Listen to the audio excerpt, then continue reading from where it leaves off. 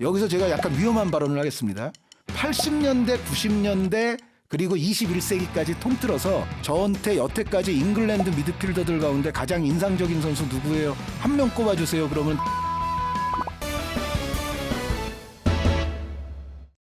안녕하십니까? 네, 안녕하세요. 예, 이번 회차 역시 저희가 유튜브를 통해서 이렇게 영상으로 함께 제작을 하고 있습니다. 네. 유튜브 EBS 라디오 공식 채널에서도 함께 시청을 하실 수가 있겠습니다. 저희가 얼마 전부터 월드컵 스타 열전, 그러니까 국내에 잘 알려져 있지 않은 월드컵 스타들과 기존에 열렸던 월드컵 대회를 하나씩 묶어가지고 이렇게 소개를 해드리고 있는 이런 방식으로 녹음을 진행을 하고 있는데, 이번 회차 역시 똑같이 저희가 준비를 해봤습니다. 기존의 조명을 조금 덜 받았던 스타들을 다뤄보는 시간을 먼저 소개를 해드릴까 하는데요.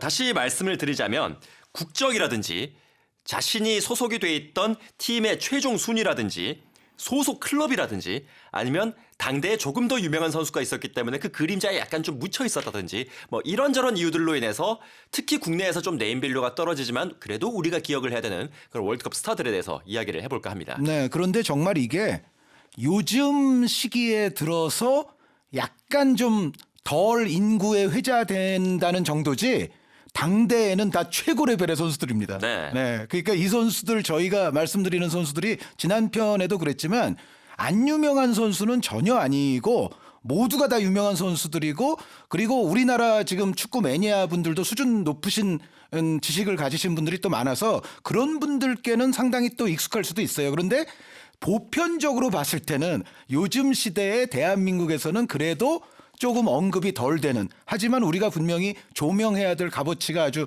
차고도 넘치는 그런 인물들로 한번 골라봤습니다. 네, 그래서 저희가 축구를 시작한 지 2년 반이 넘었는데 그 시간 동안 이 선수들의 이름이 자주 나왔던 선수도 있고 못해도 한 번 정도는 그래도 저희가 언급을 하지 않았을까, 짧게라도 그런 생각이 드는 선수들도 있는데, 그리고 전혀 안 나왔던 선수들도 있습니다. 간간이 있습니다. 네. 예, 그래서 이런 선수들을 섞어서 소개를 해드리도록 하겠습니다. 가장 먼저 오스트리아 수비수 브루노 페차이 선수인데, 이 선수 같은 경우에는 역시 두 번의 월드컵 78년과 82년 월드컵에 출전을 해서 다 팀의 수비의 핵심으로 활약을 했던 선수네요. 네, 브루노 페차이 선수는 그래도 우리나라 해외 축구 좋아하시는 팬분들 중에 올드 매니아 분들 일부에게는 상당히 뇌리에 많이 남아있는 선수입니다. 그 이유가 있네요, 보니까. 있죠. 예. 네, 프랑크푸르트에서 우리의 차범근 선수의 동료로서, 또 프랑크푸르트가 당시에 차범근 선수와 더불어서 내한 경기도 하고 그랬었거든요. 그래서 페차이 선수는 프랑크푸르트의 베켄바워 같은 역할이었기 때문에 네. 그 당시 분데스리가 중계를 본 사람들, 이제 저의 연령과 비슷하거나 이제 아니면 저보다 조금 또 나이가 많으신 분들에게는 페차이 하면서 페차이 선수는 그 당시 아주 대단한 수비수로 통했었습니다. 네. 그러나 요즘 기준으로 아마 보면 역시 페차이 선수도 지금은 좀 인구에 회자되지 않는다 싶어서 제가 이제 선택을 한 건데, 페차이 선수도요, 일단 78년 오스트리아 대표팀에서 78년 월드컵에서 굉장히 잘했습니다. 오스트리아가 그 당시 1차 리그에서 조별 1위까지 기록을 했었거든요. 물론 2차 리그에 가서는 조금 실패하긴 했습니다만 1차 리그 성적이 워낙에 좋았어요. 그러면서 이 페차이 선수의 활약도 세계적인 주목을 받게 됐었고, 또 이 페차이 선수는 79년, 80년, 81년, 82년 4년 연속으로 말롱도르 후보군 안에 들었었어요. 수비수임에도 불구하고. 수비수임에도 불구하고, 그리고 오스트리아라는 국가적으로 보면 약간의 핸디캡이 있었음에도 불구하고 4년 연속으로 말롱도르 후보군 안에 들었습니다. 그런데 이게 물론 이제 뭐 5등 안에 들었느냐, 뭐 3등 안에 들었느냐, 그건 아니고, 이 페차이 선수가 가장 높았던 순위가 말롱도르에서 뭐 11등, 12등, 뭐 14등 뭐 그런 순위들을 했었어요. 네. 그러니까 말씀드렸던 대로 나라도 오스트리아였고 클럽도 프랑크푸르트였으니까, 물론 이제 차범근 감독과 또 페차이 선수와 더불어서 프랑크푸르트가 이제 유에파컵도 제패하고는 하기는 했지만, 그럼에도 불구하고 프랑크푸르트가 유럽의 뭐 가장 유명한 급의 최정상 또 대열의 클럽은 아니었잖아요. 그러니까 페차이 선수의 경우에는 국가대표로서도 약간의 핸디캡이 있고 클럽으로서도 약간의 핸디캡이 있고 포지션적으로도 이제 리베로 스타일의 수비수니까 약간 또 핸디캡이 있는 건데 네. 그럼에도 불구하고 발롱도르를 논할 때 여러 해 연속으로 20위권 안에 들었다는 거는 페차이 선수가 당대 어느 정도로 평가받는 만능 수비수였는지를 알 수 있게 하는 대목이죠. 이게 등치가 바로 되지는 않겠는데 바로 작년에 발롱도르 순위를 한번 생각을 해보면 한 10위권 한 초중반쯤에 있었던 수비수들을 떠올려 보면 보누치라든지 키엘린이라든지 이런 그랬어요? 선수들이 있는데 그 정도 선수들이 가지고 있는 위상과 페차이 선수를 비교를 해본다면 그렇다면 우리가 좀 기억을 해야 되겠구나 네. 이런 생각을 좀 하실 수가 있을 것 같아요. 그렇습니다. 다만 이제 안타까운 거는 이 페차이 선수는 고인이 됐습니다. 네. 그러니까 90년대에 사망을 했으니까 굉장히 일찍 40이 채 안 된 나이에 이제 유명을 달리했어요. 그래서 저도 사실은 그 분데스리가 어렸을 적에 그 중계를 보면서 페차이 선수에게 굉장히 인상을 많이 받았었는데 다시 한번 좀 명복을 빌고 싶고요. 그리고 차범근 감독이 이제 자신의 분데스리가 시절에 관한 인터뷰들을 많이 하시잖아요. 그런데 그럴 때 보면 페차이 선수에 관한 언급이 거의 빠지는 걸 못 봤어요. 그러니까 뭐 헬첸바인도 나오고 뭐 그라보스키도 나오고 베른트 니켈 같은 선수도 나오지만은 이 페차이 선수도 차범근 감독의 어떤 인터뷰나 회고에 있어서도 항상 빠지지 않는 당대에 정말 신체 조건도 좋으면서 볼도 잘 다루고 공격 가담 능력 심지어 득점력까지도 월드컵에서도 골을 넣었었거든요. 네. 그 정도였던 다재다능 만능형 수비수. 오스트리아의 당대의 베켄바워였다고 생각하시면 됩니다. 네, 차범근 감독의 동료였던 오스트리아의 페차이 선수 저희가 소개를 해드렸고요. 잉글랜드 축구 종거로 한번 떠나와 보겠습니다. 네. 1966년생의 잉글랜드 미드필더 데이비드 플랫 선수 저희가 준비를 해봤는데 1990년 월드컵 딱 한 번 나왔습니다. 그건 좀 운이 없는 거예요. 네. 그 자체가 실력에 비하면. 그렇죠. 예. 그런데 90년 월드컵에서 잉글랜드가 그래도 4강을 가지 않았어요. 2018년 러시아 월드컵 4강 가기 이전에 가장 좋은 성적 아닙니까? 네. 이때도 사실은 잉글랜드에서는 굉장히 흥분했다 그래요. 드디어 축구가 다시 종가로 돌아오는구나 뭐 흥분했다고 하는데 어찌됐건 그 잉글랜드의 90년 월드컵 4강을 가능케 했던 선수가 바로 이 선수입니다. 네.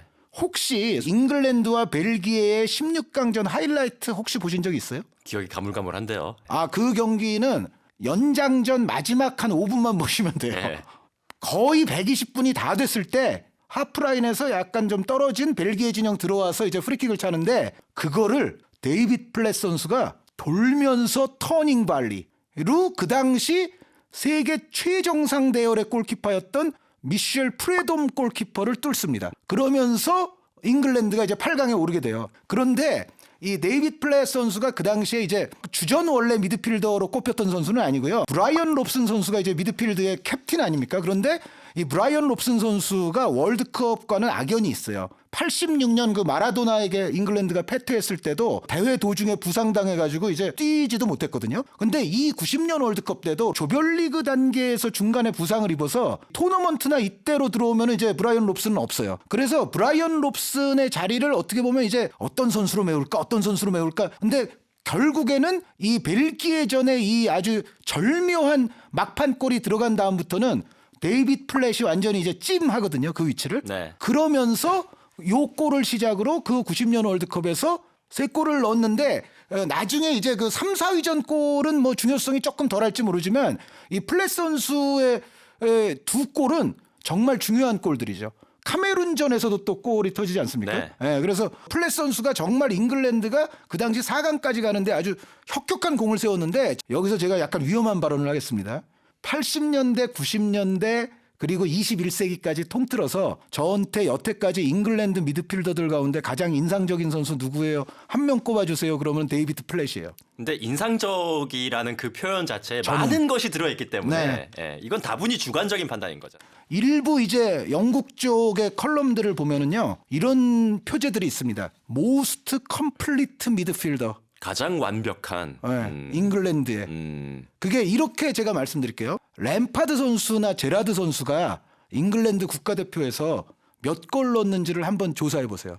조사해 보시면 네. 램파드 선수가 29골 넣었고요. 제라드 선수가 21골 넣었거든요.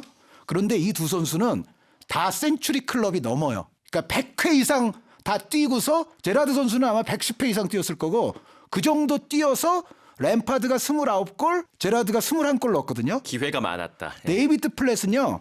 그 선수들의 60% 정도 뛸까 말까 했는데 27골 넣었습니다. 그러니까 62경기 뛰면서 27골 네. 넣었네요. 그러니까 램파드의 한 60%, 제라드에 비하면 한 절반 정도? 네. 그 정도 출전 횟수에 27골을 데이비드 플랫 선수가 넣었어요. 그러니까 사실은 이 데이비드 플랫 선수가 잉글랜드 역사상 가장 어떻게 보면 지금 덜 인구에 회자되고 덜 알려진 미들 라이커예요. 그런데 이 선수가 그럼 골만 잘 넣느냐? 아닙니다. 테크니컬했고요. 아크로바틱하기도 했고요. 세리에아의 바리나 삼프도리아에서는 이 선수를 아직도 굉장히 좋아하거든요. 팬들이. 바리에서는 레전드입니다. 레전드. 예. 근데 당시에 이탈리아 세리에아는 사실은 잉글랜드 프리미어 리그와는 상대가 안 될 정도로 레벨이 높은 리그였거든요. 그랬죠. 당시 잉글랜드 선수로서는 정말 제가 봤을 때는 가장 벌서타일한, 가장 다재다능한 미드필더. 가장 예쁜 육각형의 역대 잉글랜드. 이렇게 데이비 플랫 선수까지 저희가 말씀을 드려봤고요. 데이비 플랫을 사랑했던 그 이탈리아 출신의 선수로 마지막 소개를 해드리겠습니다. 94년 월드컵 그리고 98년 월드컵에서 역시 팀을 이끌었었던 이탈리아의 파워풀한 미드필더 디노 바조 선수 소개를 해드리겠습니다. 기본적으로 이 선수는 기본 롤은 수비형 미드필더입니다. 수비형 미드필더면서 박스 투 박스 그리고 공격에도 가담하고 뭐 골도 수비형 미드필더면서도 득점력이 상당했어요. 그러니까 어떻게 보면은 우리에게 그래도 좀 잘 알려진 이름으로 좀 치환을 해보면 맨체스터 유나이티드의 로이킨 선수와 좀 비슷하죠. 그러니까 로이킨 선수도 수비형 미드필더 역할에만 국한되지 않고 박스 투 박스로서 상대 페널티 에어리어 안으로 침투도 잘하고요. 또 중거리포 위력이 상당히 가공했던 선수 아닙니까? 근데 디노 바지오 선수가 정말 양발 중거리포가 다 셌어요. 네. 정말 셌고 그리고 이 당시 이탈리아의 이제 두 명의 중앙 미드필더 조합이 알베르티니 선수 아닙니까? AC 밀란에서 데사이 선수와 함께 뛰었을 때처럼 지금은 또 디노 바조 선수가 알베르티니 선수를 보좌를 해주면서 보호를 해주는 그런 네. 역할. 저는 그러니까 이 이른바 이제 4-4-2 포진 같은 예전에 좀 고전적인 시스템에서 두 명의 중앙 미드필더를 기용할 때 로이킨 선수 같은 선수를 아주 저는 교과서적인 위대한 미드필더라고 생각을 하거든요. 근데 디노 바지오 선수도 제 생각에는 로이킨 선수에게 그렇게 떨어지지 않는다. 네. 굉장히 위대한 중앙 미드필더이고 그리고 이 디노 바지오 선수의 정말 군데군데 터지는 그 득점포가 이탈리아 국가대표팀에게도 엄청난 득이 됐었고 그리고 디노 바지오 선수가 사실 또 파르마 레전드거든요. 파르마가 유에파컵을 두 차례 우승할 때 이제 주력 멤버인데 예전에 이제 유에파컵 결승이 1차전, 2차전 두 경기로 치러질 적이 있었어요. 근데 그 당시 이제 파르마의 결승전 상대가 또 유벤투스였거든요. 근데 디노 바지오가 1차전에서도 골을 넣고 2차전에서도 골을 넣어서 파르마에게 우승 트로피를 갖다 줘요. 그러니까 이탈리아 대표팀의 월드컵에 있어서도 디노 바지오가 아주 득점포에 있어서 깨소금 같은 역할을 했을 뿐 아니라 클럽에서도 디노 바지오의 득점포는 중앙 미드필더 역할을 하는 선수로서는 상상할 수 없을 정도로 결정적인 순간마다 터졌었다. 그리고 이제 마지막으로 이 디노 바지오 선수 스타일을 종합을 해드리자면 이 선수는 일단 키가 굉장히 큽니다. 187cm. 네, 거의 그 정도? 190에 예. 육박하는 아주 장신이면서 그러니까 당연히 이제 피지컬이 좋으니까 태클 능력이라든가 수비력 그리고 중원 장악력이 굉장히 뛰어났어요. 그런데 보통 이런 하드 태클러라든가 피지컬을 위주로 하는 중앙 미드필더들이 이 테크니컬한 측면이나 공격 가담적인 측면에서 좀 부족한 경우들이 왕왕 있잖아요. 그런데 디노 바지오 선수는 하드워커이고 피지컬도 좋고 태클도 아주 강인하고 하면서도 아까 말씀드렸던 대로 공격에 가담했을 때 슈팅을 터뜨릴 때 이럴 때 공격적 재능까지 좋았다는 거죠. 그 육각형의 모양은 약간 다르겠으나 바로 직전에 저희가 소개를 해드렸던 데이비 플랫처럼 이 선수도 육각형의 선수다. 맞아요. 네, 그러니까 소준일 아나운서가 확실히 저와 같이 계속 방송을 하다 보니까 제가 하는 이야기를 앞서갈 정도로 아주 정말 이해도가 좋습니다. 네, 고맙습니다. 그러니까 데이비 플랫 선수는 굳이 말하자면 공격형에 조금 더 가깝죠. 예. 그런 상황에서 다재다능한 거고 디노 바지오 선수는 피지컬이 장대한 수비형에 가까운데 그러면서 또 다재다능한 거예요. 네. 그러니까 약간 결은 다르죠. 네. 그러나 두 선수가 모두 다재다능한 당대의 축구의 아주 재능들이었다는 거는 틀림이 없습니다. 네. 로베르토 바지오 말고 디노 바지오도 있었다는 사실을 우리는 기억할 필요가 있습니다. 네. 유튜브